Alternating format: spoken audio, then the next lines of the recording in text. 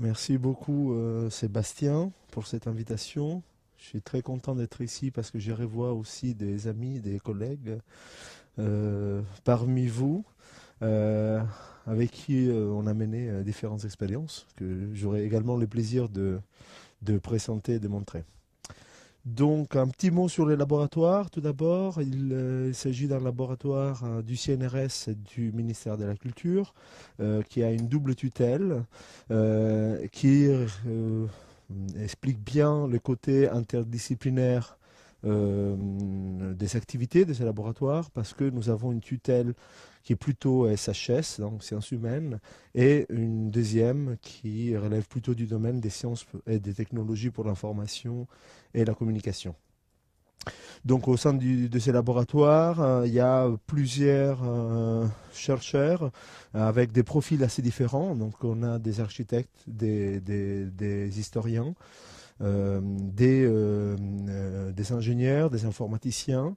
Et l'idée, en quelque sorte, de nos activités, enfin, l'idée qui est à la base de nos activités est essentiellement celle que je vais vous présenter, concerne le développement de nouveaux outils et nouvelles techniques pour la documentation du patrimoine, euh, documentation numérique essentiellement, donc en prenant en compte toute la phase qui va depuis l'acquisition des données 3D jusqu'au système d'information.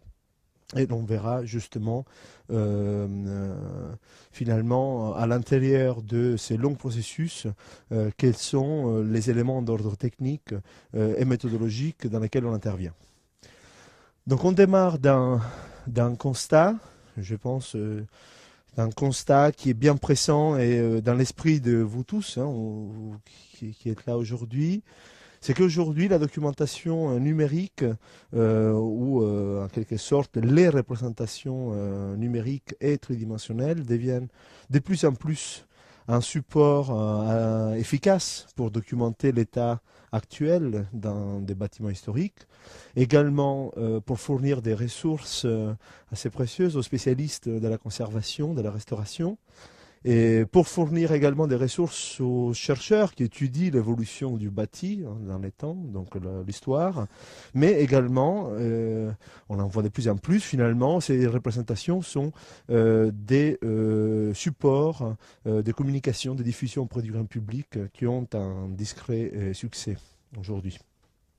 Donc, dans ces contextes, l'objectif principal du laboratoire n'est pas forcément de développer des outils de plus en plus performants, de plus en plus rapides, précis, mais est celui d'améliorer, essayer d'améliorer les moyens d'observation et de compréhension du patrimoine bâti. Dans ces schémas, vous voyez une petite synthèse des activités dans lesquelles nos recherches finalement se concentrent. Vous voyez déjà que le schéma qui, depuis l'artefact, mène à sa représentation n'est pas représenté sous forme linéaire, hein, donc, mais il s'agit d'un schéma cyclique pour bien indiquer finalement que les processus finalement qui mènent depuis l'acquisition des données jusqu'à leur représentation finalement en passant par leur interprétation bénéficient de différents échanges et différentes interconnexions entre des éléments qui relèvent plutôt de l'observation de l'objet, d'autres éléments qui relèvent de sa compréhension et donc la manière dont dont on peut l'abstraire hein, sur le plan de la représentation, en intégrant, comme vous le voyez dans l'image, des éléments d'ordre technique hein, qui relèvent des outils de relever, des éléments d'ordre également méthodologique qui sont déterminés par la relation que chaque application provoque entre le niveau d'adéquation d'un outil, d'une technique, et un problème ou une exigence d'analyse et d'observation. Alors, autour de ces grands schémas, finalement, vous retrouvez tous les arguments dont aujourd'hui je vais parler. Donc, l'acquisition des données spatiales, comment on extrait des informations qui sont pertinentes à nos analyses, comment on interprète la géométrie des formes, comment, à partir de la lecture de l'artefact, on s'éloigne progressivement via des mécanismes d'abstraction d'une manière de manière à extraire de l'apparence visuelle de la forme finalement les règles qui peuvent être utilisées pour en expliquer la nature géométrique et encore pour continuer le long de ce parcours via les problèmes de restitution géométrique et sémantique en arrivant au problème de représentation et de restitution, donc à nouveau de l'apparence visuelle, jusqu'à revenir finalement vers l'artefact en imaginant des systèmes permettant de représenter le réel et le virtuel ensemble. On verra également de quelle manière. Donc voici la liste d'arguments que je souhaite traiter. On va tout d'abord se concentrer sur un petit balayage des outils des techniques de numérisation 3D qui aujourd'hui sont à disposition disons, des chercheurs de ces domaines. Ensuite, on parlera des éléments qui permettent finalement de structurer de l'information autour des représentations géométriques, finalement, des artefacts de l'analyse. On passera par les problèmes de modélisation spatio-temporelle des transformations, parce qu'on sait très bien que ces objets ne peuvent pas être représentés ou être conçus et analysés à l'intérieur d'un seul unique état de leur vie. Et ensuite, on abordera également les questions de relations, d'interconnexion qu'il est possible d'établir entre différentes sources iconographiques du même objet. Alors, les trois arguments, donc depuis la structuration sémantique jusqu'à la notation sémantique des sources iconographiques, relèvent principalement de ce qu'on appelle aujourd'hui les systèmes d'information à l'échelle architecturale. Ensuite, je terminerai avec 4 cas d'étude, donc pour vous montrer à peu près comment le développement de ces principes, ou également de ces outils, a pu être mené dans un terrain de confrontation directe et continue entre des terrains d'expérimentation concrets et donc des ambitions qui relèvent plutôt de la conception et du développement informatique de ces systèmes d'information. On va commencer par les outils et les techniques de numérisation. Aujourd'hui, tout le monde sait que à partir du moment où les scanners laser ont commencé à être utilisés dans des applications plutôt patrimoniales, disons comme ça, il y a eu effectivement un grand changement des temps, des modalités d'exécution des relevés, également de la quantité d'informations qu'il était possible de collecter dans une seule ou dans quelques journées de relevés. Donc certes, les scanners laser aujourd'hui deviennent des outils plus ou moins diffus, bien présents dans des structures universitaires, également dans des structures des prestataires de services. Et on peut dire que cet outil devient aujourd'hui vraiment une technologie assez consolidée qui est utilisée de plus en plus avec des résultats qui sont tout à fait pertinents. À côté des scanners laser temps de vol, qui sont plutôt pour, en quelque sorte, indiqués pour l'échelle architecturale, on a des scanners triangulation optique, qui sont plutôt adaptés aux relevés subcentimétriques, c'est-à-dire il faut voir avec des niveaux de position finalement de l'ordre du millimètre. Et ces types de scanners sont assez utilisés dans la numérisation des sculptures, comme vous le voyez dans ces images. Il y a quand même également un grand développement d'outils de photomodélisation pour réunir finalement les termes, finalement essayer de réunir toutes les composantes techniques relevant de la photogrammétrie, hein, donc de la mesure à partir d'images, avec également les pratiques des modélisations géométriques des logiciels d'infographie. Hein, donc, il y a aujourd'hui un grand développement dans ces domaines, donc sur la reconstruction à partir d'images. Et il y a eu différentes expériences, parmi lesquelles on peut également compter les nôtres, hein, celle du laboratoire MAP, sur l'utilisation de vecteurs aériens à basse altitude, voire très basse altitude, justement pour acquérir des informations, enfin, principalement c'est des photos, hein, donc elles sont acquises, pour documenter de façon assez fine et précise des extensions ou des complexes archéologiques éventuellement ou des monuments de grande taille.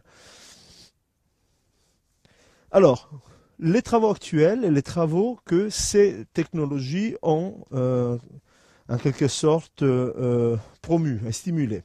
Tout d'abord, il y a toute une communauté, plutôt les communautés qui s'intéressent aux problèmes de métrologie, hein, qui se sont concentrées fortement sur les problèmes de précision géométrique. Donc, avec des développements très forts sur le plan de la conception du développement d'outils, hein, donc comme les scanners laser, et également sur le plan algorithmique, en ce qui concerne les traitements de ces données.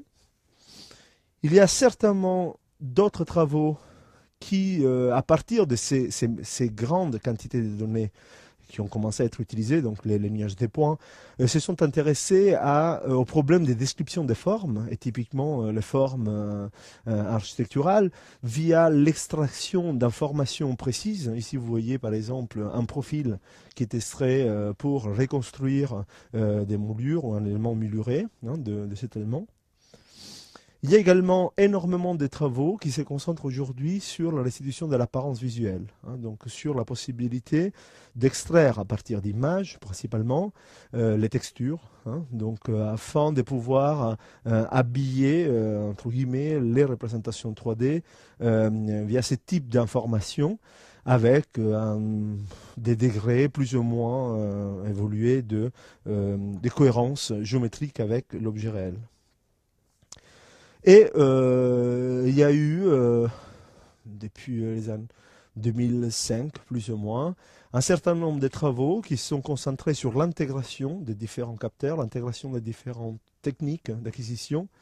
Ici, vous voyez typiquement l'intégration de nuages des points laser et des photographies, avec l'objectif principal d'associer un support métrique particulièrement précis avec un support visuel hein, qui est typiquement celui qui caractérise les photographies ou les campagnes de photos qui sont faites lors d'opérations de restitution photogrammétrique. Alors, et c'est à partir, disons, de ces contextes que nos travaux de recherche passés et actuels se concentrent.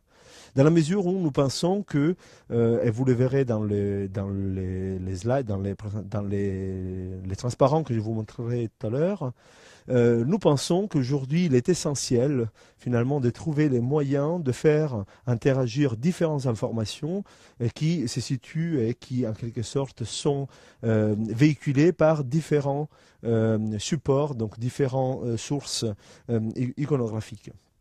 Et c'est quelque part un petit peu le début d'un travail que aujourd'hui nous menons en collaboration avec l'IGN, donc typiquement, enfin, dans les spécifiques avec Marc Pierrot de Seini, avec des expérimentations que l'on a menées également avec le laboratoire Alice de l'ULB ici, et qui concernent la possibilité d'envisager une documentation graphique tridimensionnelle complète en utilisant exclusivement de photographies. Exclusivement des photographies, en imaginant que ces photographies puissent être utilisées pour extraire des mesures pour restituer en 2 dimensions les surfaces, pour reconstruire en 3 dimensions à partir des nuages de points ou des courbes des surfaces paramétriques ou encore des maillages polygonaux, puis que ces représentations puissent être utilisées directement au sein de systèmes d'information sur le web, dont je vous parlerai après. Ceux qui sont plutôt avertis sur les problèmes de photomodélisation ou de photogrammétrie savent très bien qu'un grand problème de ces systèmes était la mise en correspondance d'images, la mise en correspondance des points homologues entre les images, qui en quelque sorte transformait les toutes premières phases de la restitution photogrammétrique finalement en une opération difficile à maîtriser, hein, en quelque sorte un besoin particulier de contrôle géométrique et métrique finalement de ces données.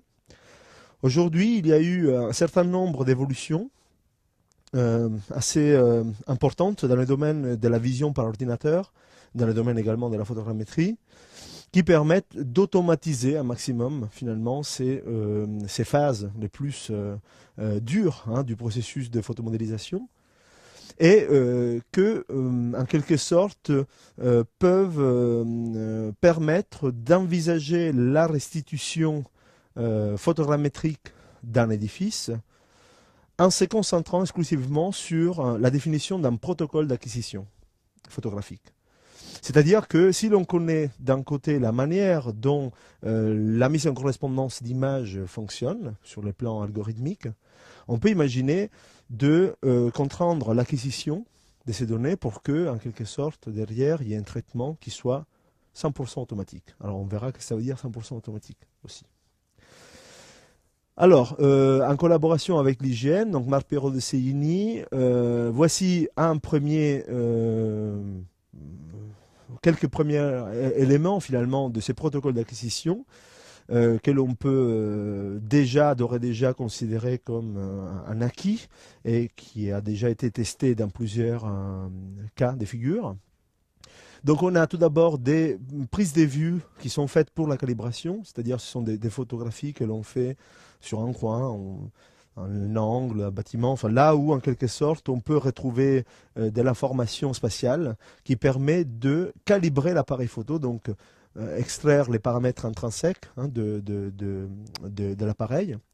Ensuite, l'orientation globale est donnée par toute une série d'images qui sont prises en tournant autour d'un édifice ou tout le long d'une façade, par exemple, etc. Et ce sont des images qui permettent finalement de repérer les éléments caractéristiques finalement ou les articulations des volumes les plus importantes.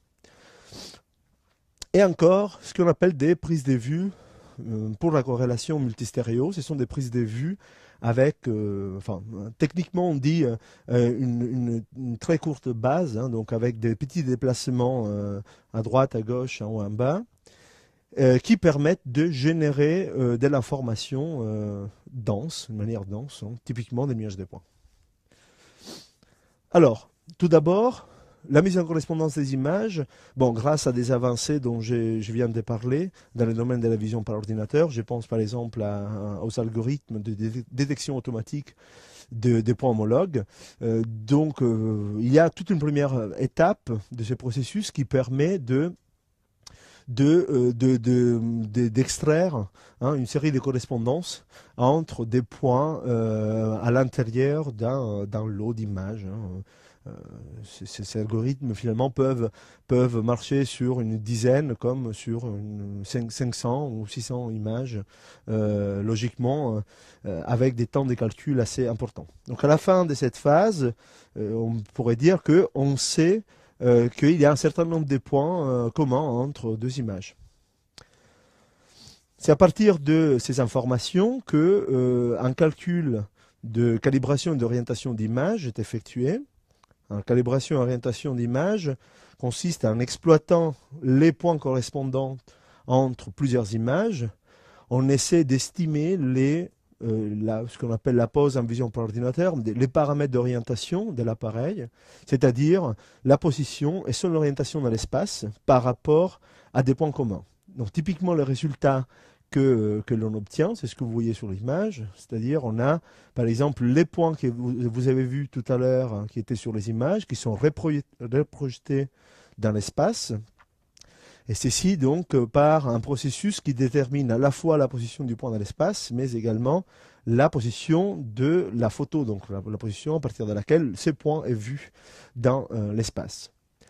Donc à la fin de ce processus, qui est encore 100% automatique, on a déjà un ensemble de points, donc c'est un nuage de points, comment dirais-je, composé de quelques centaines, voire des milliers de points, qui donc permet de mettre en place les images acquises. Et ensuite, on a la possibilité d'utiliser les images acquises sur courte base, donc c'est-à-dire les images de corrélation, pour générer de nuages de points denses. Alors, il s'agit d'images, comme vous le voyez sur les images, finalement, que sur les transparents, il s'agit d'images associées à une image maîtresse, finalement, des petits déplacements de chaque point, donc de chaque pixel. Et comme on connaît la géométrie, donc la position de l'orientation relative de cet ensemble d'images, on peut déterminer par triangulation la profondeur de chaque point, donc de chaque pixel sur l'image, de façon, en quelque sorte, à pouvoir associer à chaque image maîtresse une carte de profondeur, une image finalement tridimensionnelle qui associe à chaque point une valeur de profondeur en l'espace. En ayant pour l'image une carte de profondeur ou de toute manière une information tridimensionnelle pour chaque pixel, on peut reprojeter à partir donc de la position et de l'orientation de l'image maîtresse les points dans l'espace en les coloriant, donc en associant également les valeurs RVB du pixel. Bon, le résultat, c'est celui que vous voyez à l'écran, donc il s'agit d'un nuage de points colorés, qui est, donc ici vous voyez une densité, je pense c'est un quart de la résolution de l'image, parce que au vu de la qualité des images que l'on peut acquérir aujourd'hui avec également des capteurs semi-professionnels ou également des réflexes amateurs, on a la possibilité d'obtenir des nuages de points dont la résolution n'est pas dépendante typiquement du système de balayage laser utilisé, mais elle est directement liée à la quantité des pixels qui sont à l'intérieur de l'image. D'où, en quelque sorte, finalement, la grande flexibilité du système, parce que on sait très bien que tout le monde a un appareil photo, réflexe, j'espère. On sait très bien que toutes les personnes qui s'intéressent à la documentation du patrimoine ont ou cultivent une certaine passion, une pratique de la photographie.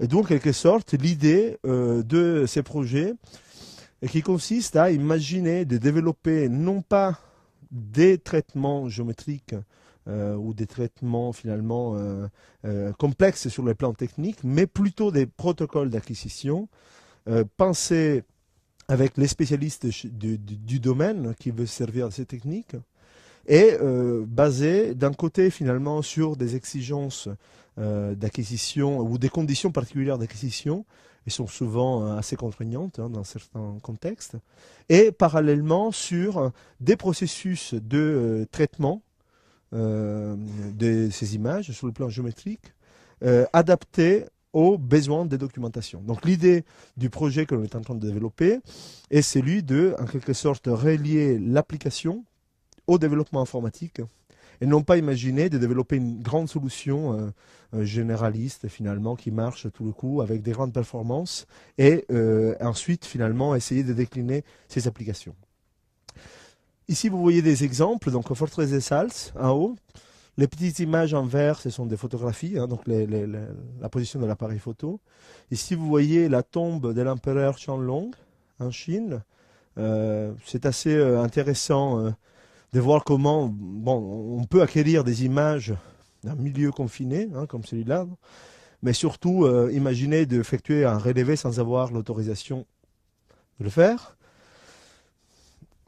Ici, vous avez un exemple de orthophotographie, hein, donc la collégiale de Notre-Dame. Vous voyez que derrière l'image, mis à part le redressement qui est pixel par pixel, finalement, on a une information géométrique assez riche qui est associée. Si vous voyez un exemple de la cathédrale de Saint-Trophime à Arles, c'est un relevé typiquement particulièrement complexe, effectué au vu de la richesse et l'articulation des éléments et des occlusions que chaque élément génère. On fait faire un redressement des façades de ces types, finalement, est assez complexe. Et là, vous voyez un résultat qui est issu automatiquement, parce que c'est un redressement pixel par pixel et non pas par région ou par zone. Quelques exemples sur du détail, hein, sur des sculptures. Et là, vous voyez l'intérêt de l'utilisation de la photo dans la mesure où la résolution du nuage de points, la résolution du traitement géométrique est intrinsèquement liée à la résolution du capteur, quel que soit l'objectif que l'on utilise. C'est-à-dire que la taille de l'objet, la résolution implicite finalement que l'on peut obtenir est toujours directement liée disons, au dispositif optique. C'est-à-dire qu'on peut imaginer de s'intéresser à un relevé très très précis, exclusivement voilà, d'un bas-relief, cette partie, et arriver justement à restituer des phénomènes, des surfaces de manière très, très fine, ou encore à s'intéresser à coder ces reliefs ou ces micro-reliefs avec des seuils, comme vous le voyez ici finalement, pour étudier la déformation fine des surfaces. Ça, c'est un travail typiquement qui est assez utile pour les suivis des altérations.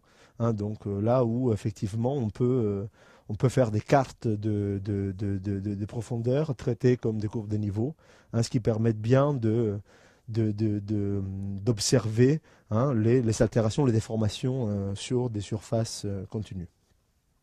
Alors l'ensemble de ces activités que l'on est en train de mener se retrouvent dans les projets du nom particulièrement provençal qui s'appelle Tapenade. Et c'est un projet donc qui a déjà un site web, je vous conseille de le consulter, et qui a déjà bénéficié d'un ensemble d'applications, des tests, d'expérimentation qui ont donné lieu à des protocoles d'acquisition.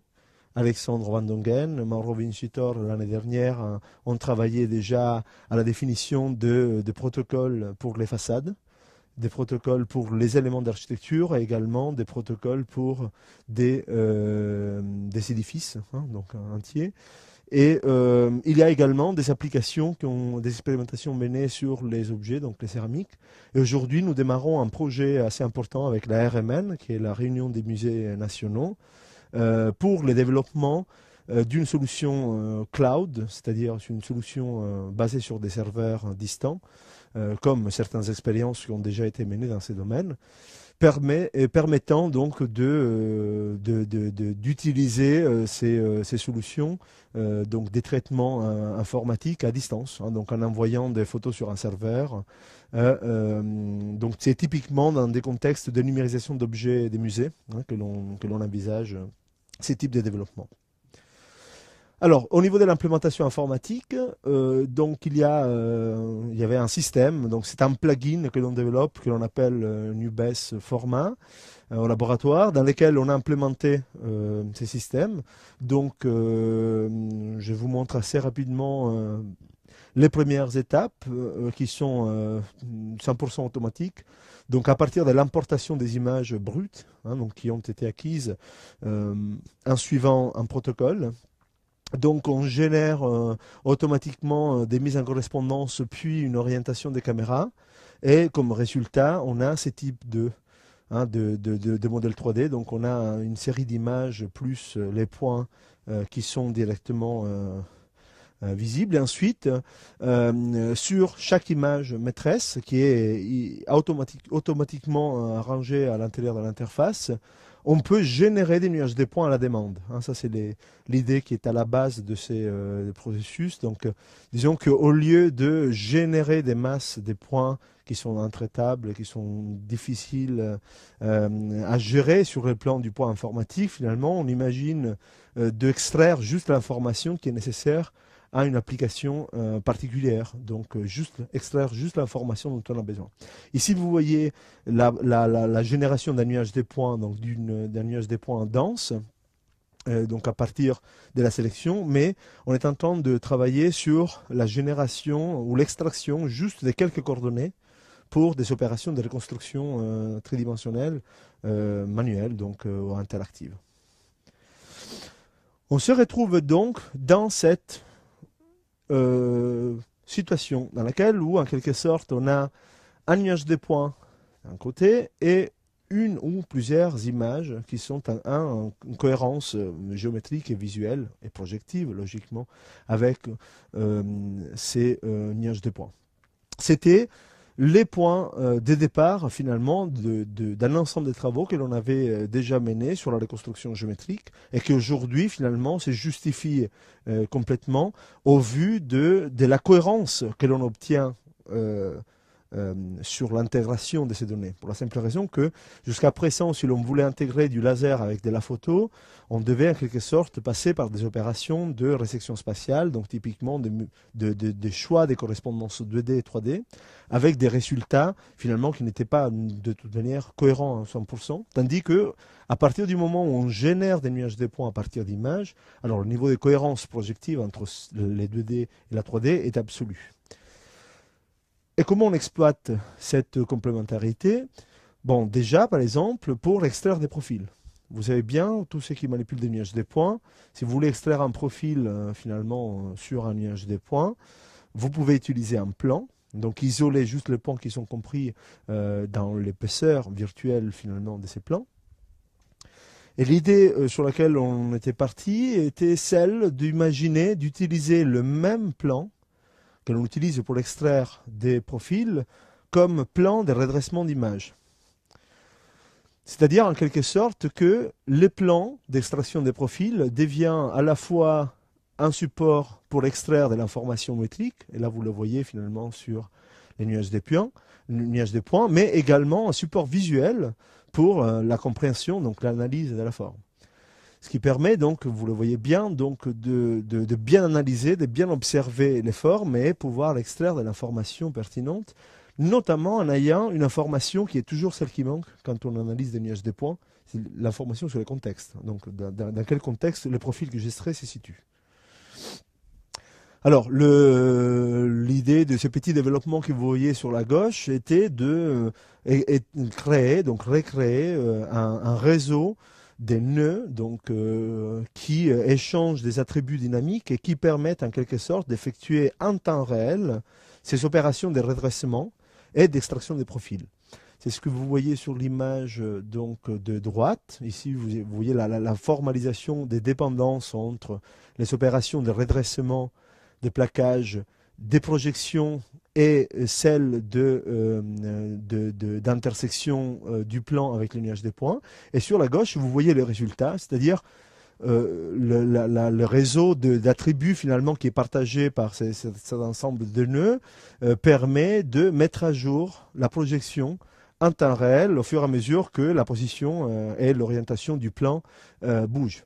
Et ceci permet, ce que vous voyez donc sur la gauche, par exemple, aller retrouver un profil sur une discontinuité chromatique ou des matériaux, chose qu'aujourd'hui est assez difficile à faire directement sur les nuages des points.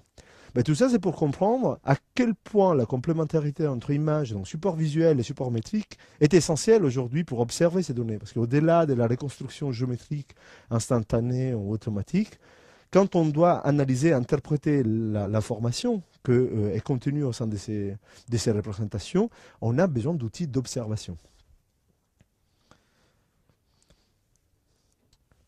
À partir donc de ces profils, il y a tout un tas de d'opérations, d'opérateurs ou de modalités pour reconstruire géométriquement des formes. Je ne veux pas détailler, qui utilisent des fonctions canoniques, basiques des modélaires, et sur lesquelles justement il y a la possibilité, au travers desquelles il y a la possibilité d'interpréter la nature géométrique d'un certain nombre d'éléments. Et la nature géométrique de ces éléments, en quelque sorte, peut être, d'une part, observée, analysée, extraite au cas par cas, mais également formalisée dans certains contextes particuliers, comme par exemple les éléments du langage classique, formalisée au travers donc de la construction des descriptions sémantiques, finalement, qui permettent de mettre en relation des atomes géométriques, vous les voyez sur la gauche, des atomes géométriques, de les mettre en relation de façon à ce que, de façon à ce que finalement, des manipulations des paramètres qui sont sous-jacents à ces types de représentations soient possibles en phase de reconstruction. Ici, vous voyez par exemple un graphe des constructions d'un chapiteau dorique, selon Palladio, qui est composé d'une suite d'atomes géométriques finalement qui composent un profil principal et qui ensuite finalement propage les différents attributs sur des opérateurs qui s'intéressent plutôt à la reconstruction des surfaces. C'est ainsi que, en quelque sorte, on peut intégrer directement au sein de la représentation géométrique finalement des éléments d'ordre sémantique, en quelque sorte permettant de manipuler non pas des entités géométriques, mais des entités finalement qui soient à la frontière entre la géométrie de la forme et la sémantique, donc l'essence de la forme. Tout ça c'est pour dire que, en utilisant ce genre de formalisme, finalement, que certes requiert en quelque sorte un travail préalable assez important, on a la possibilité d'extraire à partir de données relevées, non pas la distance entre deux points, c'est ce qu'on extrait aujourd'hui, mais la largeur, la hauteur d'un élément typique. C'est-à-dire c'est un paramètre dimensionnel qui sert à comprendre le rôle d'un élément ou d'une composante d'un élément au sein d'un édifice. Et de la même manière, on peut très bien imaginer d'utiliser le même type de formalisme pour composer des bibliothèques de formes, là qui sont, comment dirais-je, susceptibles de représenter éventuellement des classifications. Et des classifications, ici vous voyez des bases à partir du traité des Génouvaises, modélisées avec les systèmes que je vous ai montrés. Alors, on sait très bien que d'un côté, on a les images, de l'autre, on a la représentation 3D. On sait très bien qu'il y a une correspondance importante sur le plan visuel et géométrique entre ces deux données. Bon, une application qui est la plus connue aujourd'hui, qui est la plus pressante et plus visible, est celle de la restitution de l'apparence visuelle. C'est-à-dire, on projette la photo directement sur la géométrie reconstruite. Alors, tout à l'heure, vous avez vu la coloration d'un nuage des points. Mais ici, vous voyez là le texturage, donc l'application des textures sur un modèle géométrique. Donc voici le type de résultats. Mais il y a une grosse limite à ces techniques actuelles. La grosse limite est donnée par le fait que, comme vous le voyez finalement, si sur ces deux images, si sur le plan visuel, l'image en bas et également le modèle 3D en temps réel est particulièrement gratifiant, il est sûr que du point de vue géométrique, l'image que l'on voit finalement ne contient pas énormément d'informations, au moins par rapport à toute l'information qui est contenue ou qui serait contenue au sein d'une image ou d'un nuage des points très dense. C'est la raison pour laquelle aujourd'hui on s'intéresse à ces types de traitements, c'est-à-dire à un enrichissement des textures par toute l'information des détails qui est présente au sein des nuages des points, typiquement, afin de générer des textures relief, c'est-à-dire des textures qui intègrent le niveau des détails qui manquent à la géométrie. Comment on fait? Bon, donc on a une géométrie, on a un nuage des points dense, on a une géométrie simplifiée, et cette géométrie est texturée, donc on calcule ce qu'on appelle une carte des disparités, c'est-à-dire la distance entre l'objet simplifié et le nuage des points dense, afin d'intégrer donc à la texture une valeur des displacements, hein, donc de déplacement, pixel par pixel, qui permet donc d'intégrer toute l'information 3D manquante.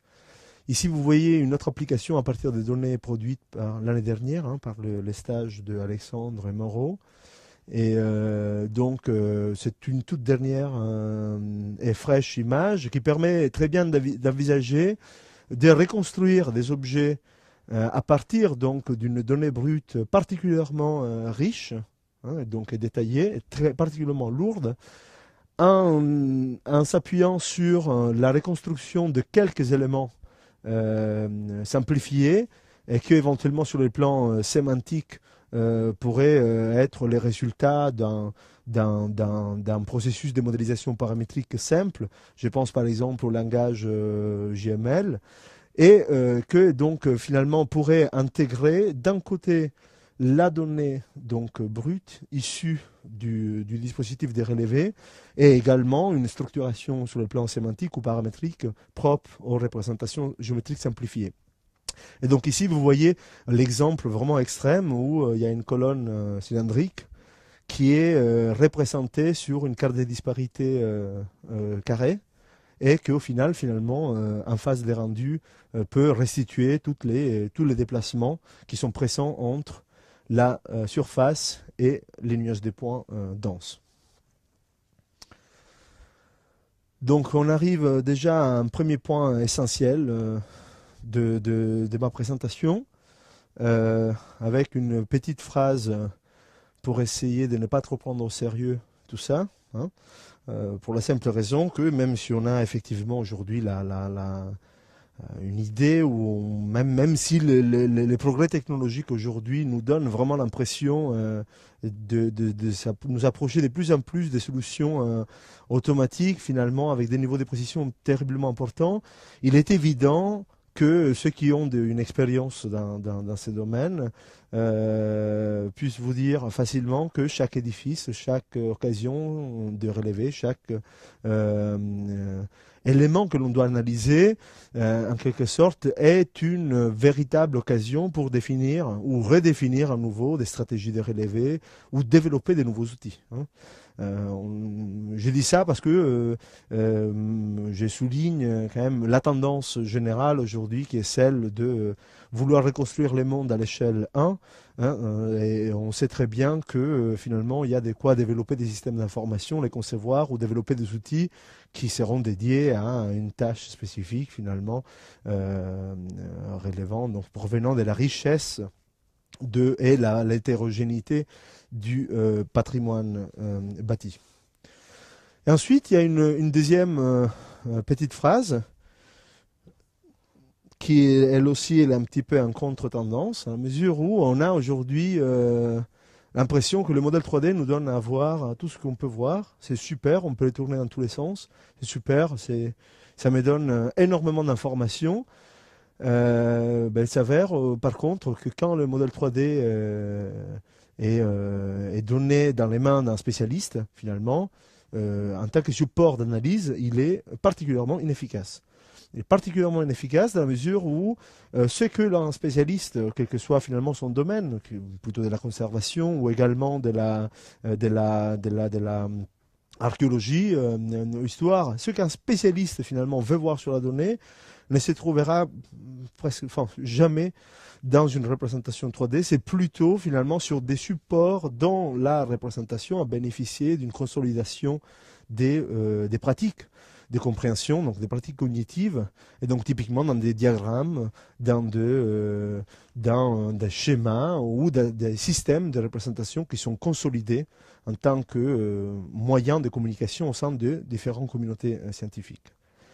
Par contre, la grosse valeur de la maquette 3D, donc de la représentation 3D, est certainement sa capacité à pouvoir concentrer et structurer de l'information, éventuellement d'ordre différent que la géométrie, à son intérieur. Et tout ça, c'est grâce à l'unicité du code de base qui, en quelque sorte, peut relier la représentation de la morphologie de l'édifice avec, finalement, une base de données ou un système, finalement, qui structure des informations hétérogènes, hein, donc à caractère différent. C'est pour dire qu'en quelque sorte, on peut imaginer que la morphologie est composée, dans une représentation 3D, de la même matière virtuelle, finalement, d'un jeu d'informations. C'est la raison pour laquelle on peut imaginer que chaque modèle 3D puisse devenir en quelque sorte le théâtre de la mémoire, finalement, qui réunit l'ensemble des données qui sont susceptibles de fournir des indications aux spécialistes ou aux chercheurs qui l'étudient.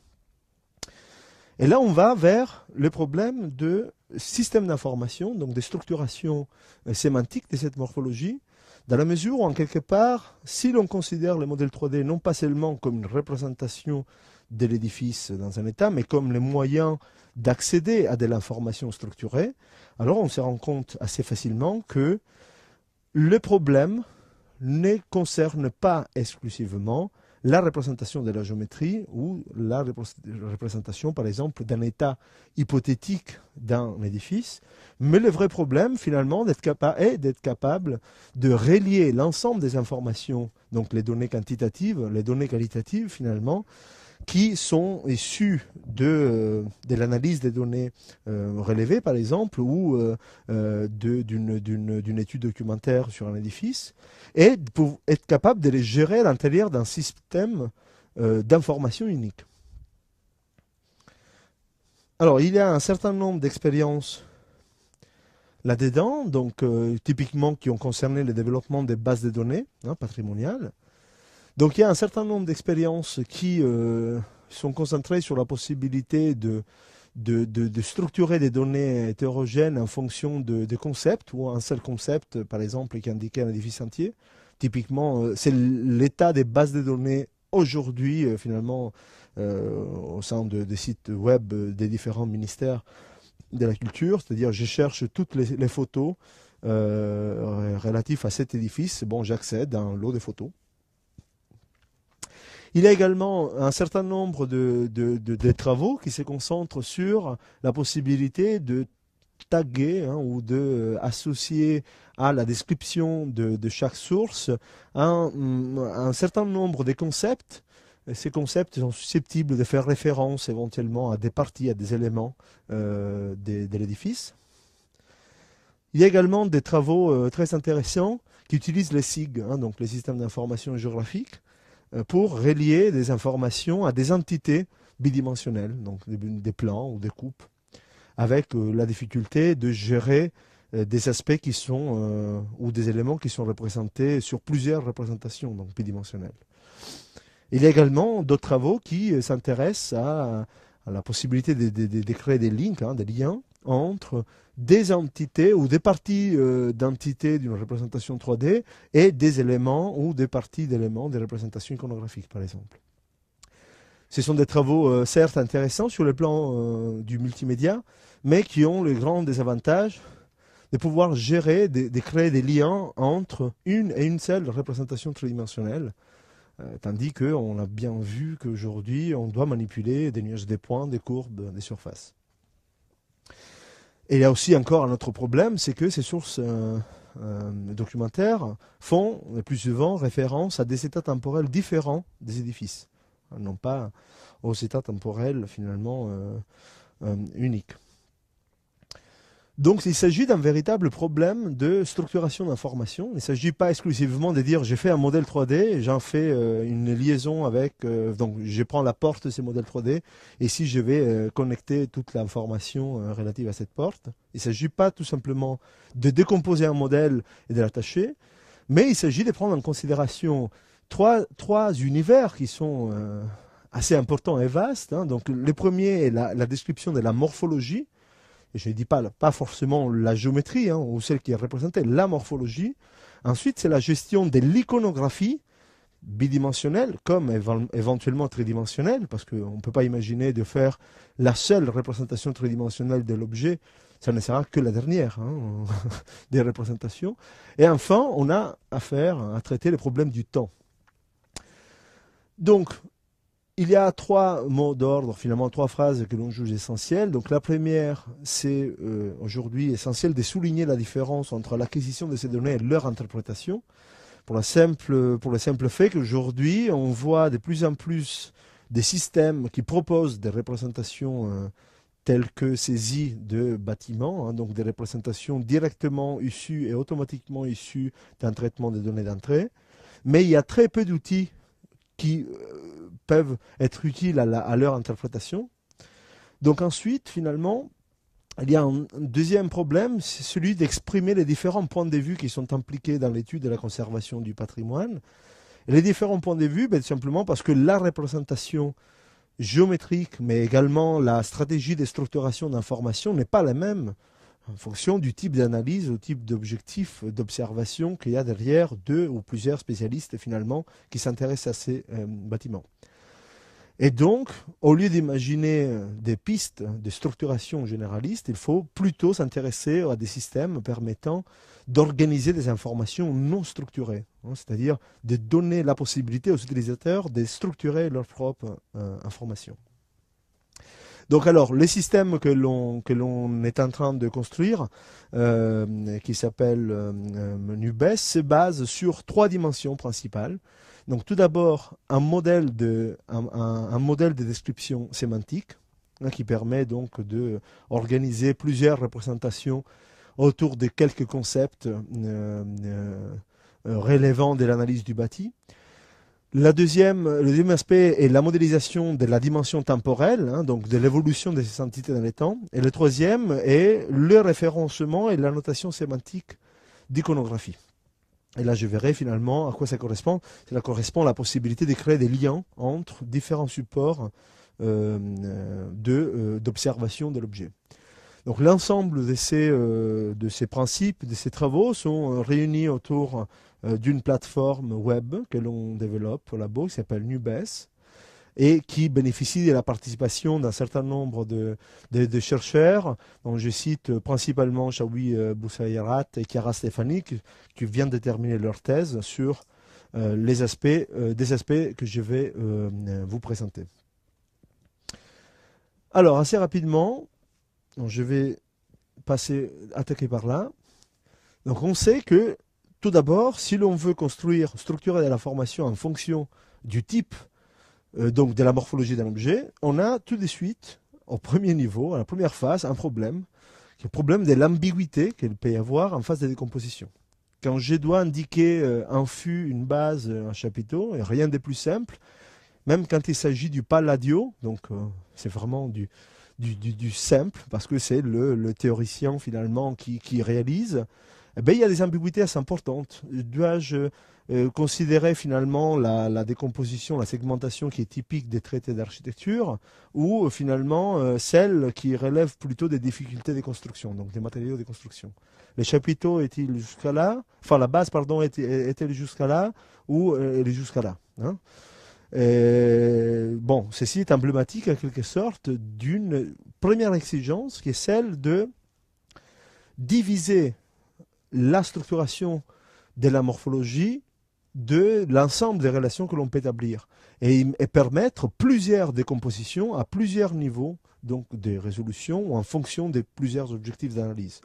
Vous savez très bien que si vous vous intéressez à une stratigraphie, alors vous aurez besoin de rentrer à l'intérieur des blocs, hein, d'un appareillage par exemple, tandis que si on s'intéresse au volume, on a tout simplement besoin d'indiquer des éléments, des entités finalement un petit peu plus larges. Le deuxième niveau du modèle de description est un niveau structurel dans lequel on établit, à partir des entités qui ont été extraites de la description, on établit des relations.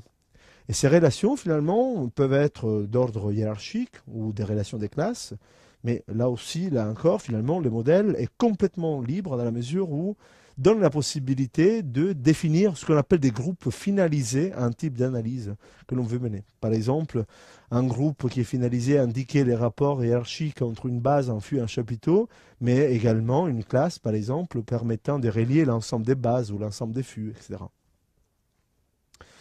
Ou encore, finalement, des éléments, des points de repère qui permettent d'indiquer des parties spécifiques de la forme. À chaque élément de la structuration sémantique, de la morphologie, on associe ensuite des multiples représentations. Des multiples représentations qui, en quelque sorte, correspondent à ou qui répondent bien à des types d'observations d'analyse particulières. Par exemple, les nuages des points sont les supports idéaux pour extraire de la mesure, hein, parce que c'est l'information brute, tandis que les courbes et les représentations paramétriques permettent au contraire de structurer des valeurs dimensionnelles en fonction d'un ensemble de concepts, ou encore des représentations texturées, donc polygonales texturées, permettent d'apprécier ou d'évaluer l'état de conservation des édifices. Alors, ce qui est intéressant, ce qu'on peut voir, c'est que si l'on dissocie la représentation géométrique d'un objet du concept qui est en amont, finalement, à la description, donc dans la phase de description morphologique, on comprend bien que les représentations elles-mêmes peuvent être multiples, peuvent être élaborées dans des instants, donc dans des moments différents de l'analyse. Ce qui veut dire en quelque sorte que l'on peut très bien imaginer que certains supports d'analyse, certaines représentations peuvent être disponibles au fur et à mesure que l'état de reconstruction, de traitement de ces données avance. Alors c'est la raison pour laquelle ici on voit bien que ces types de modèles de description permet des déclinaisons qui investissent d'un côté la manière dont je décompose ma forme, également la manière dont je mets en relation les entités, et enfin la stratégie que j'identifie pour représenter, donc pour souligner certains aspects. Ici, vous voyez par exemple une représentation qui met en évidence les éléments, enfin l'ordre architectural. Ici, par exemple, si je m'intéresse au bas-relief, l'analyse des bas-reliefs, j'aurais besoin d'une représentation très détaillée par nuage des points du bas-relief ou par photogrammétrie, et je n'aurais pas besoin finalement d'une information dense ou détaillée pour le reste de l'architecture. Ou encore, si je m'intéresse à la comparaison d'éléments ou à regrouper, à classifier tous les éléments moulurés, je peux déjà identifier les éléments qui appartiennent à cette classe et ensuite, finalement, je peux comparer ou mettre en relation des entités, donc des petites entités. Ou, enfin, si j'ai besoin d'analyser ou de montrer les techniques de construction, alors j'aurai forcément besoin d'une représentation structurée et texturée, mais également besoin d'une stratégie de regroupement de ces entités qui fait plutôt référence aux matériaux ou aux techniques de construction. Il s'agit d'un modèle de description qui est aujourd'hui implémenté complètement au sein d'une plateforme web qui est utilisé, commence à être utilisé par dans différents contextes, hein, par des spécialistes de la conservation principalement, hein, pour l'instant, mais également par des historiens. Et donc l'implémentation web est celle que je vous montre ici à l'écran. Donc il y a une partie, une base de données, un MySQL, il y a un moteur 3D. Et l'utilisateur peut télécharger des représentations par graphe finalement préstructurées des modèles de description morphologique. Il peut également composer des modèles de description morphologique. Et donc il peut affecter à chaque entité des attributs. Après on verra hein, d'une manière aussi assez libre, hein, parce que les thésaurus finalement sont complètement customisables. Et il peut pour chaque type d'entité, donc pour chaque entité, télécharger la représentation parmi les représentations qui sont disponibles dans la base. Donc des nuages des points, des modèles texturés, etc. Alors ce que vous voyez, c'est le modèle de l'Arc de Triomphe, de l'étoile, à Paris. Donc là, vous voyez un nuage des points. Le reste, finalement, c'est du polygone texturé.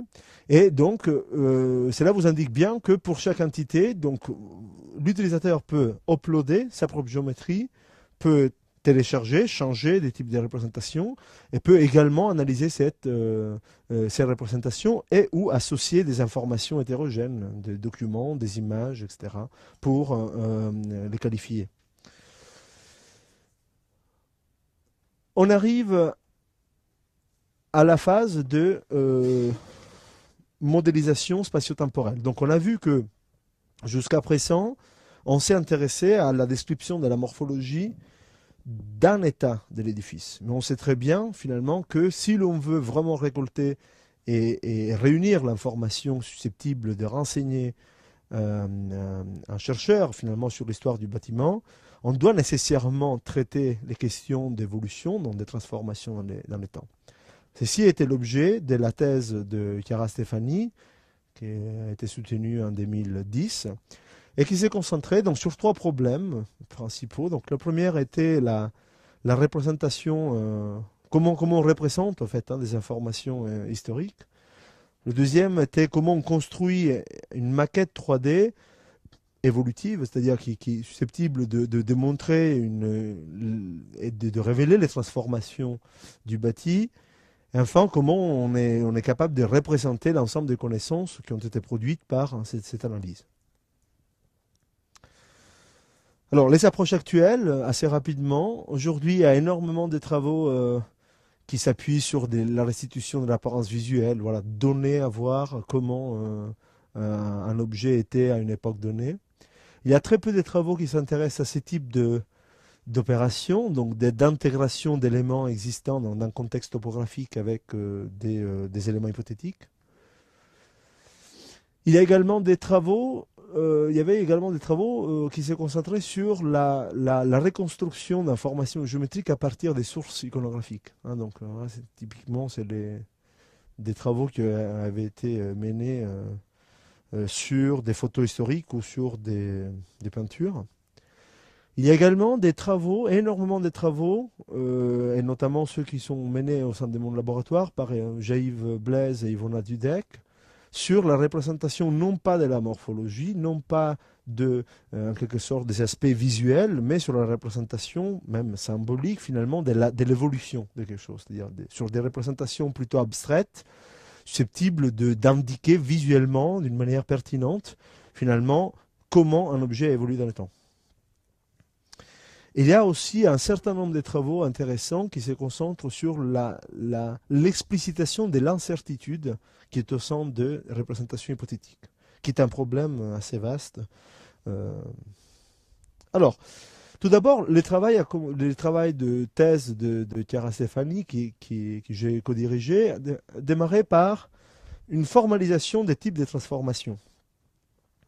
Donc notamment, il y a un certain nombre d'événements qui ont été extraits par analyse de l'évolution. Donc la création, par exemple, la démolition d'un édifice. Ensuite, la variation. Quelqu'un qui a un changement de forme sur un objet qui maintient la même fonction. Ou encore l'union de 2 corps. Ou la division, ce que vous voyez là. Ou encore la reconstruction, ça c'est le cas du Viollet-le-Duc, par exemple, finalement, sur les mêmes entités sur lesquelles il y a des éléments qui ont été reconstruits. Ensuite, finalement, on s'est intéressé au problème de la durée des transformations. Parce qu'il y a certainement des transformations dont la durée est insignifiante, dans les changements d'une propriété, par exemple, donc c'est instantané. Ensuite, il y a des transformations progressives, typiquement de courte durée, la démolition, ou de longue, voire très longue durée, comme la construction d'un édifice. Pensez à une cathédrale gothique. Alors, sur les plans de la littérature, en termes de systèmes d'information spatio-temporels, il y avait un certain nombre de travaux, finalement, qui étaient plus ou moins adéquats au type d'analyse. Et celui que nous avons retenu, c'est les graphes historiques de Renault-Laine. C'est un système de modélisation conceptuelle, finalement, qui prend en charge et qui modélise les transformations, la durée des transformations, et qui peut également gérer plusieurs niveaux de granularité spatiale et temporelle, c'est-à-dire d'échelle spatiale et temporelle. Alors, les systèmes sur lesquels on s'est concentré, est un système qui devrait être capable, en quelque sorte, de répondre à des requêtes spatiales, hein, typiquement par rapport à la position, à l'orientation d'un certain nombre d'éléments, ou des requêtes d'ordre temporel, finalement, tous les éléments qui sont présents dans un moment particulier de l'histoire ou disons, dans un espace temporel, ou, logiquement, être capable de croiser les deux critères. Alors, comment le travail a été fait? Donc, vous vous rappelez des graphes des descriptions sémantiques. Donc, l'idée était d'utiliser les groupes finalisés. Les groupes finalisés, finalement, relient des entités en fonction d'un état temporel et véhiculent également toutes les informations relatives à au changement et à la durée de ces changements.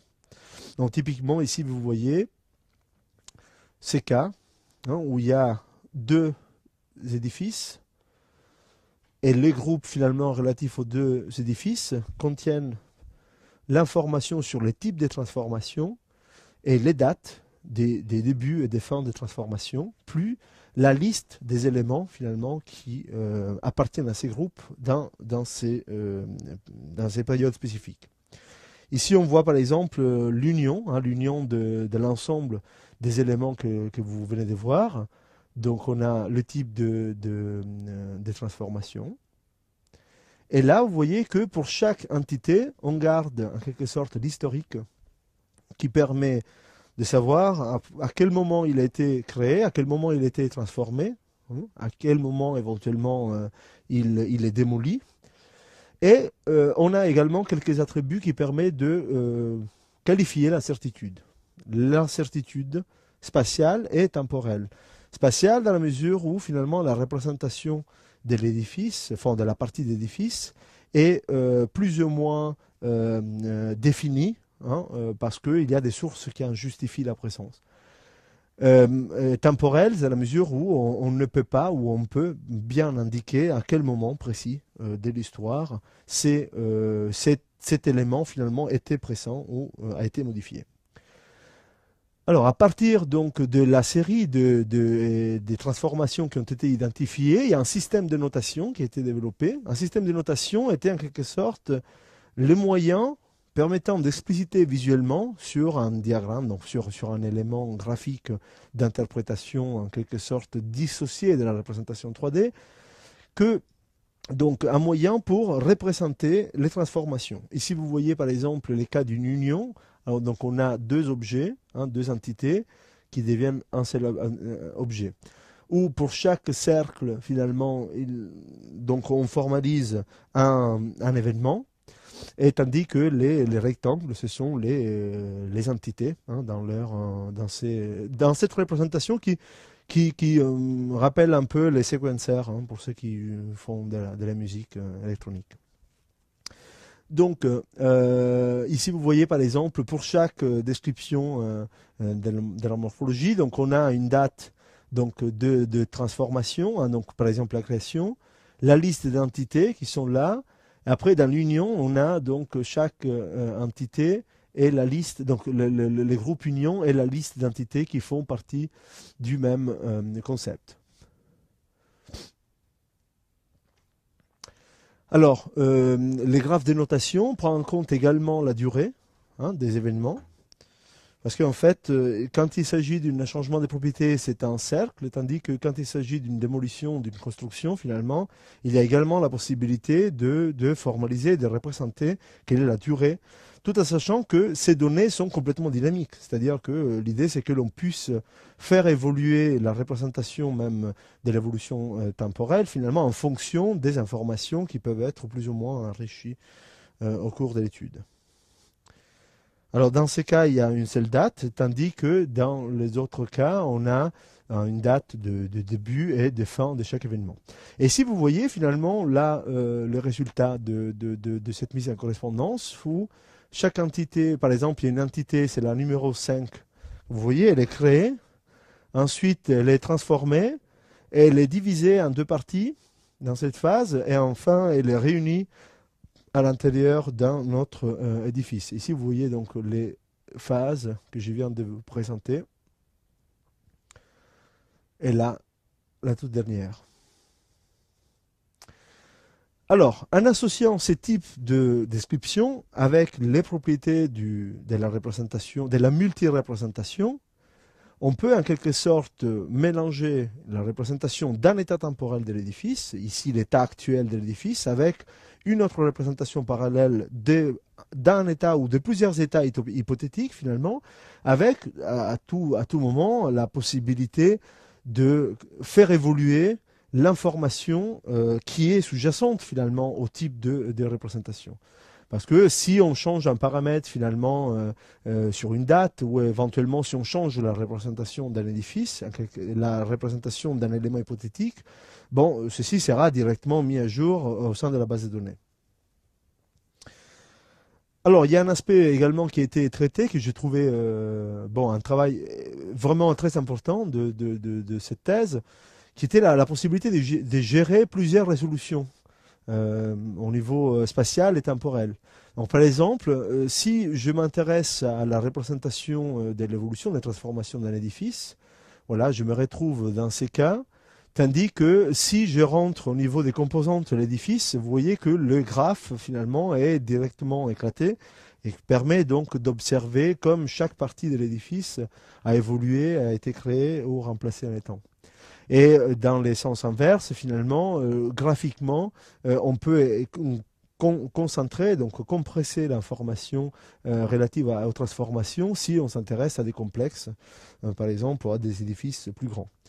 De la même manière, les systèmes de notation incluent des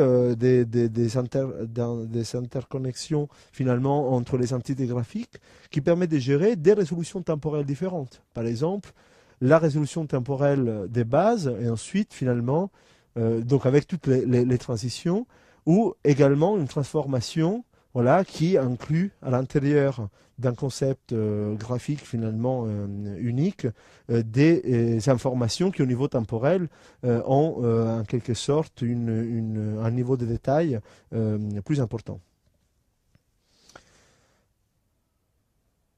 Je vais vous montrer assez rapidement une vidéo concernant ces développements.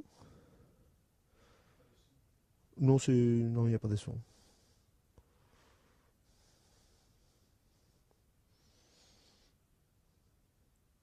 Alors assez rapidement, donc ici sur l'interface web, on cherche selon l'hypothèse de Marie-Élise Gardel, hein, parce qu'on peut gérer plusieurs hypothèses. Voilà tous les éléments qui existaient en 1200.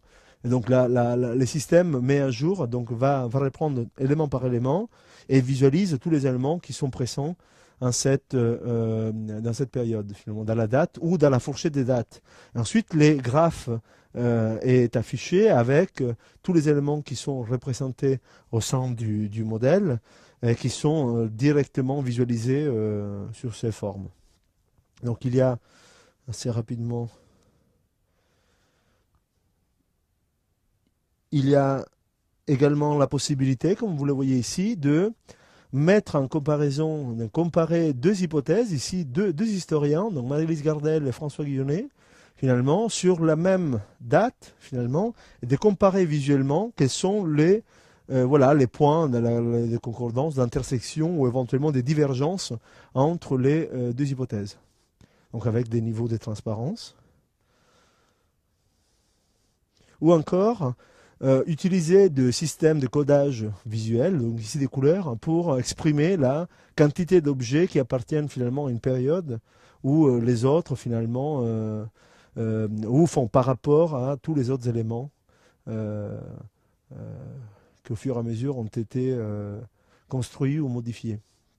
Voilà, pour donner en quelque sorte une idée d'un premier impact sur le plan visuel finalement de l'âge des différents éléments dans une époque spécifique.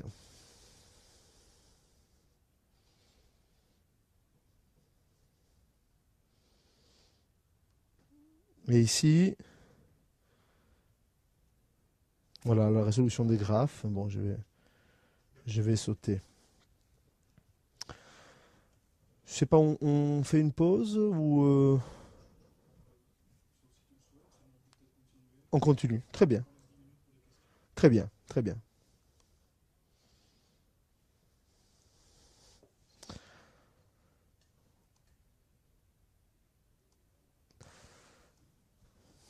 Donc, on passe au dernier aspect qui a été traité et développé au sein de NUBES, qui concerne la notation sémantique des sources iconographiques. Donc c'est la thèse de doctorat de Chaouib Saharat, que j'ai co-dirigé également, et qui s'est concentré sur le développement d'un système pour référencer spatialement des sources iconographiques et pour ensuite propager, distribuer des annotations sémantiques de la représentation 3D à la représentation 2D. Alors, pourquoi ceci est important? Bon, parce que, par exemple, si vous prenez le fleuron des bases de données patrimoniales aujourd'hui, européennes, et vous demandez Carcassonne, Château Comtal de Carcassonne, vous avez ces genres de réponses. Magnifiques, très bien, avec des images d'ensemble, des sources de différents types. On peut éventuellement trier en fonction du type de source. Il s'agit d'une photographie, une photographie ancienne ou encore une aquarelle, etc. On peut trier en fonction du nom de l'auteur de la source iconographique ou de l'organisme qui la conserve. Mais rien ne nous dit finalement quelle est la position de cette image, par exemple, ou de cette image par rapport à la morphologie d'un édifice. Éventuellement, il peut y avoir un certain nombre d'indications, des tags, qui nous disent qu'il y a une porte représentée, ou un chapiteau, une colonne. Mais cela relève finalement du travail du documentaliste et également, en quelque sorte, des entrées qui ont été réellement insérées. Alors, le vrai problème, effectivement, c'est que si aujourd'hui je prends cette image, et je dois m'en servir pour étudier la relation ou l'état de cet élément, donc, du château Comtal, finalement, dans une époque donnée. Rien ne me permet de mettre en relation cette source, finalement, avec l'ensemble d'informations que je gère et que je collecte, finalement, à l'intérieur d'un référentiel métrique unique. Alors, il y a un énorme progrès dans les domaines de la notation sémantique d'image. C'est ce qu'aujourd'hui détermine toute la mouvance ou la mode du web 2.0, 3.0 ou 5.0, peu importe. Donc il y a tout un tas de travaux qui permettent effectivement d'associer des tags sémantiques ou de faire de la reconnaissance des formes. Ce sont des travaux intéressants, mais si je dois sérieusement m'intéresser à la documentation pour les spécialistes finalement des entités qui sont représentées au sein de cette photo ou d'un ensemble de 50, 100, voire 1000 images de cet édifice, il faut que je sois capable déjà de reconnaître finalement des éléments comme arc, moulure, ourde, etc. Et non pas des éléments basiques comme la silhouette d'une personne finalement à l'intérieur de la pelouse.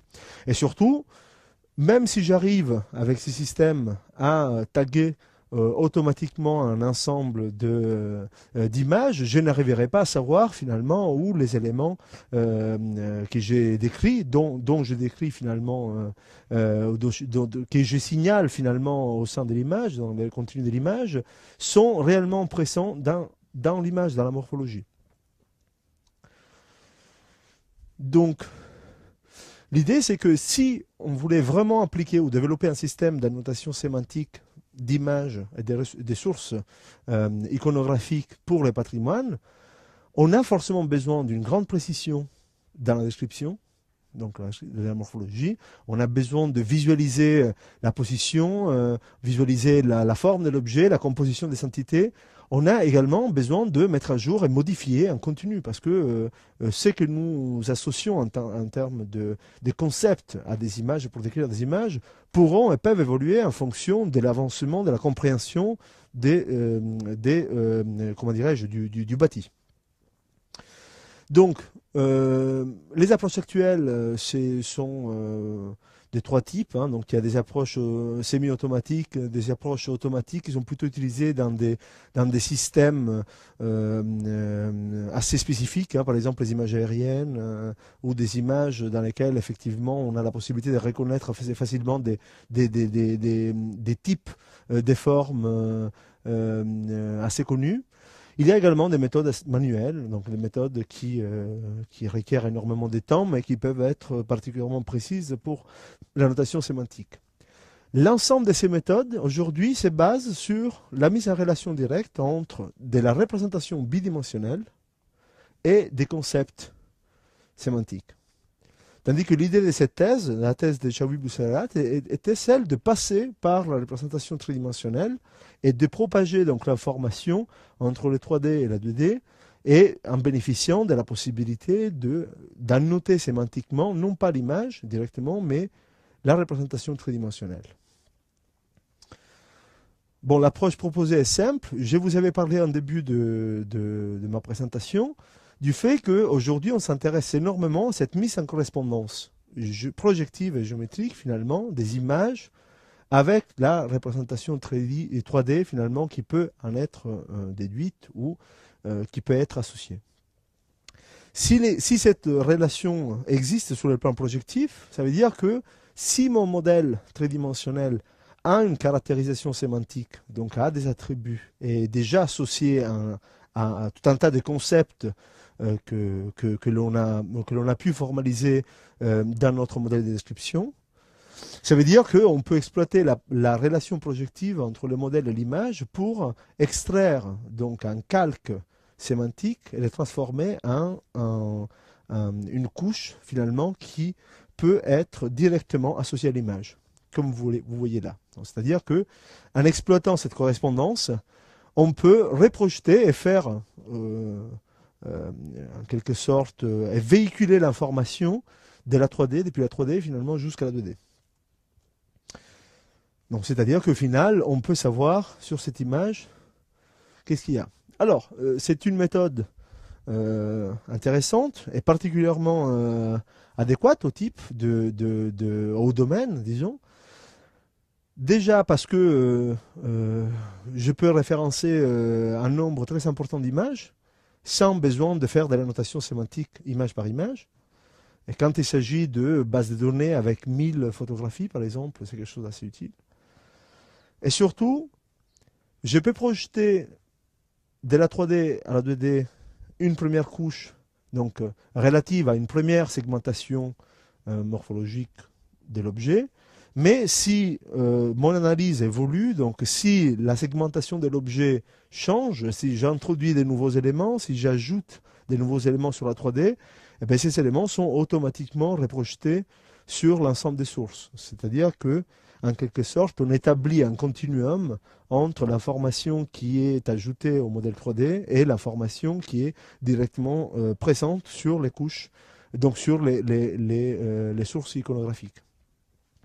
Ceci permet par exemple de rechercher après, parce que la notation sémantique sert à rechercher des images, à indexer ces images.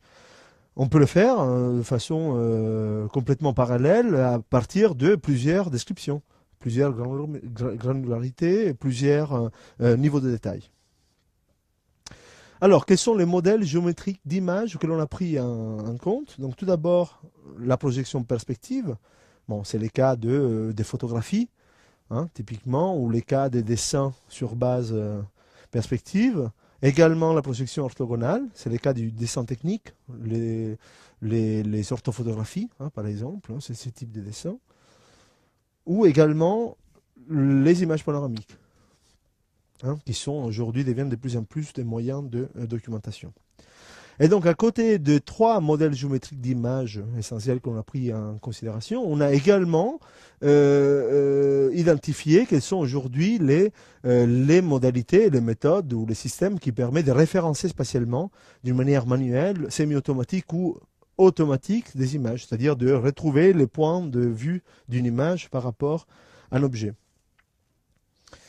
Et donc, dans le cadre de la thèse de Chaoui Boussalat, il y a eu un développement spécifique d'une interface qui permet d'uploader une image et qui permet de la référencer dans l'espace. Je vais vous la montrer.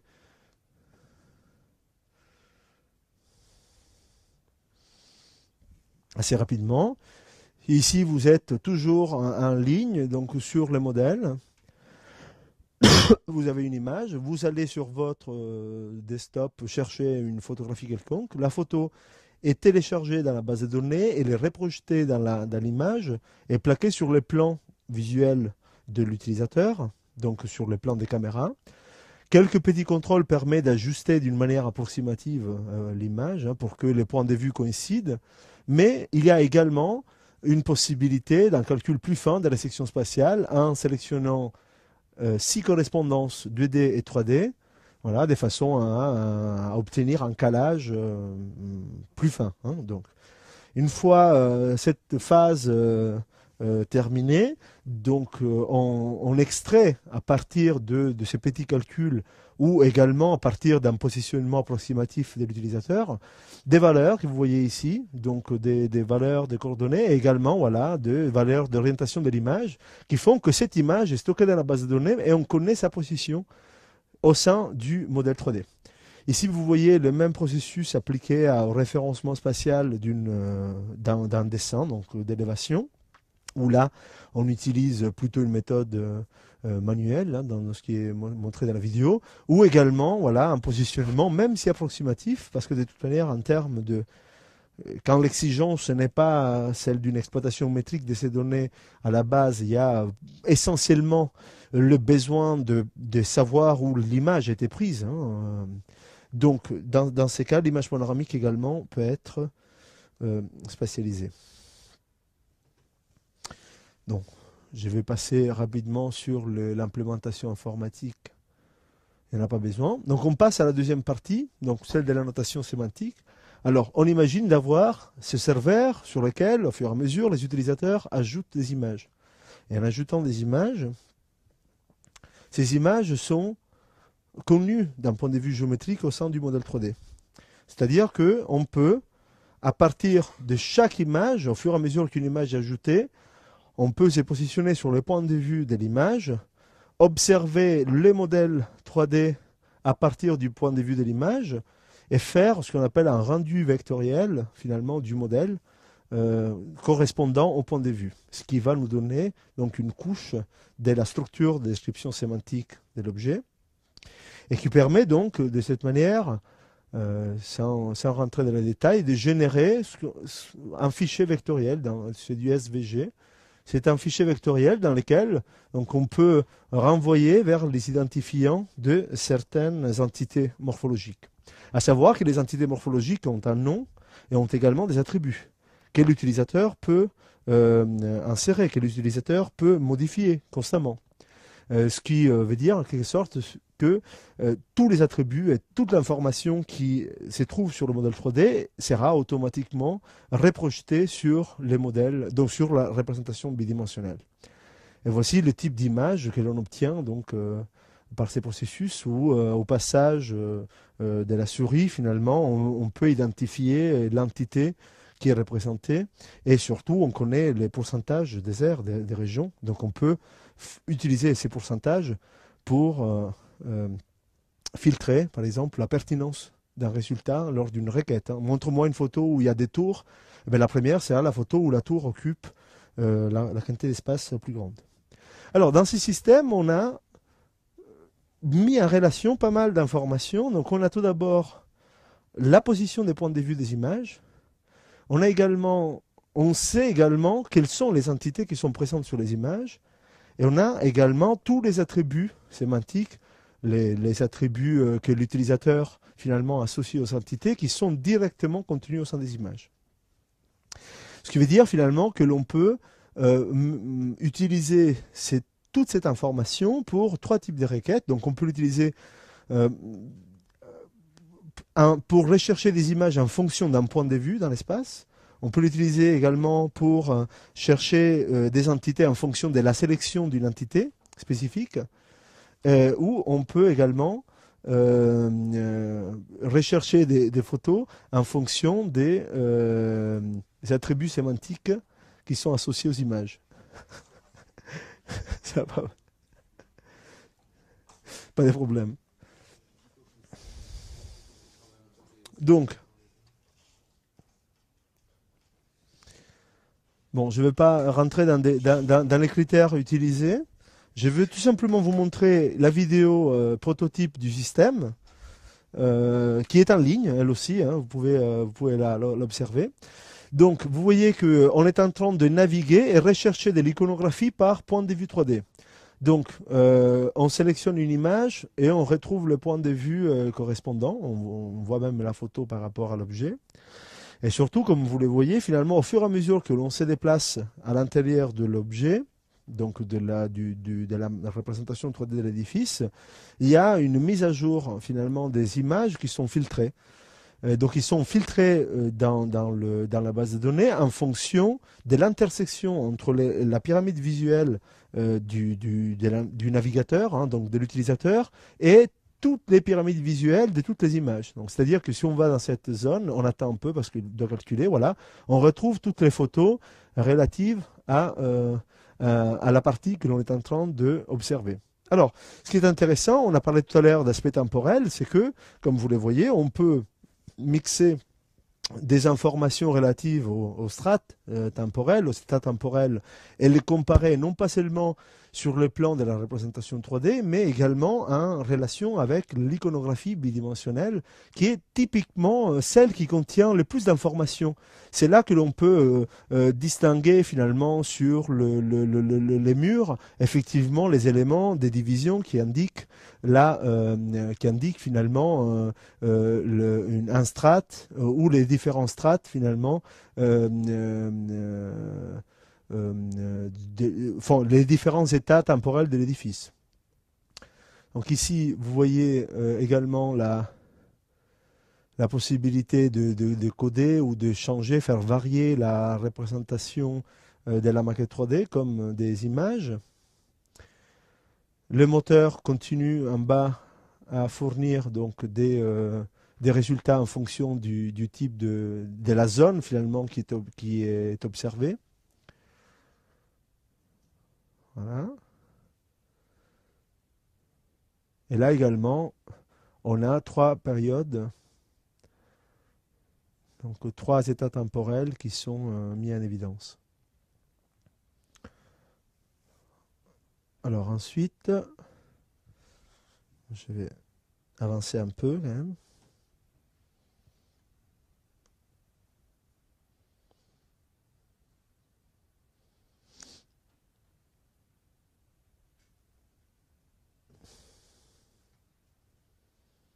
Voilà, ça c'est également des images de tout type, hein, des images de touristes, des images qui peuvent être insérées directement sur le web.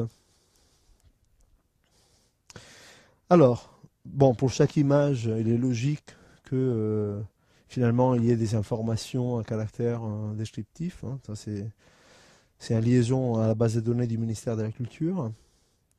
Et là, par contre, donc jusqu'à présent, on a utilisé exclusivement le moteur point de vue 3D, donc c'est-à-dire l'information sur les modèles géométriques des caméras qui sont associés aux images.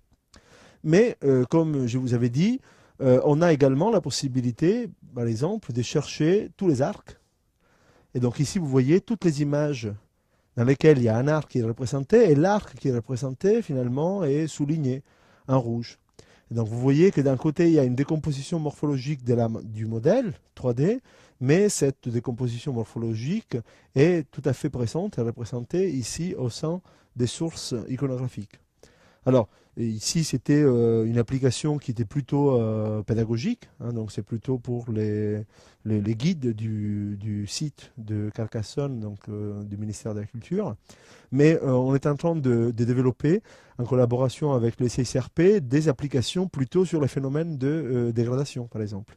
Bon, vous imaginez, vous aurez sur une chapelle sur laquelle on est en train de travailler des milliers de photographies, des dégradations, des phénomènes de dégradation, d'altération, qui peuvent être en quelque sorte retrouvés comme ça. Donc toujours en exploitant cette correspondance entre les images, le modèle 3D et également toutes les entités qui sont susceptibles d'être renseignées. À savoir que aujourd'hui, les annotations sémantiques d'Anubis se font directement sur le modèle 3D, mais que l'on est en train de développer quelques petites fonctions qui permettraient de les faire exclusivement sur des images, hein, comme des petits contours sur les images, pour ensuite essayer de les propager également finalement sur les modèles et sur d'autres images.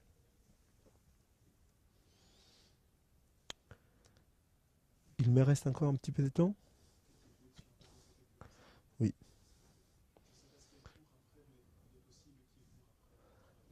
Très, très bien. Très bien. Donc, je vais juste vous montrer très rapidement des cas d'études.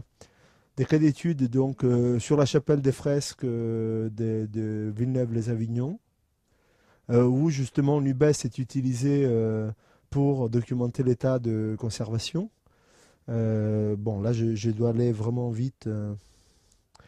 Vous montrer donc typiquement, voilà, ici c'est la représentation de la chapelle, et donc chaque entité qui était annotée peut être en quelque sorte retrouvée dans les modèles 3D, et surtout il y a la possibilité à tout moment d'ajouter pour chaque zone des repères et de customiser des thésaurus, hein, donc par exemple spécifiques sur les phénomènes d'altération. Et également donc formuler des requêtes, hein. Donc je cherche tous les éléments dans lesquels une décohésion est présente. Donc la base de données répond. Ensuite, finalement, chaque élément est logiquement attaché à une position dans l'espace. Donc je peux retrouver dans l'espace finalement l'élément associé. Un autre exemple plutôt reconstitution historique, donc sur les cloîtres des Saint-Guilhem le désert, où on a réalisé une anastylose virtuelle entre des éléments qui sont conservés en France et d'autres aux États-Unis, et qui a permis donc de recomposer deux galeries disparues du cloître au XIIe siècle. Donc ici, au-delà de l'aspect visuel qui est particulièrement soigné, et je tiens à citer Tudor Driscoll qui est ici présent, qui a travaillé, qui était une force essentielle dans ces projets. Mais au-delà donc de l'aspect de la visuel, hein, de la reconstitution, ce qui était intéressant, c'était justement une première occasion de développer une composante de Nubes qui était la base de données donc des éléments lapidaires, hein, qui ont été numérisés dans les projets et qui indique bien quel est le potentiel de relier une base de données à une maquette 3D, parce que finalement les attributs les attributs finalement qui sont insérés au sein d'une modélisation 3D peuvent être en quelque sorte interrogés, hein, comme on le fait dans une base de données.